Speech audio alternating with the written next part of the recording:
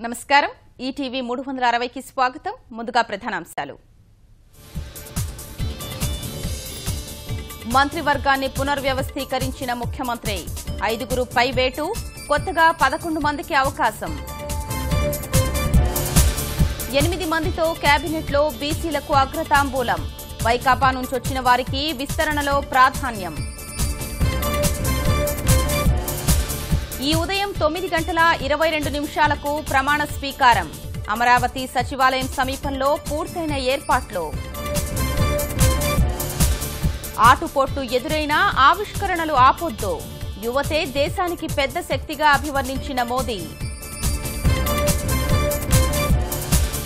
4వ తరం టెక్ పార్కుతో పెరగనున్న రైతు ఆదాయం ఇంధన రంగంలోనూ పెట్టుబడులకు మలేషియా సుముఖం $500 కంపెనీలపై కొరడా 17 రాష్ట్రాల్లో సోదాలు జగన్ కంపెనీలపైన దాడులు నిర్వహించామన్న ఈడీ దేశవ్యాప్తంగా ఇవాళ జేఈఈ మెయిన్స్ తెలుగు రాష్ట్రాల్లో పరీక్ష రాయనున్న 1,50,000 మంది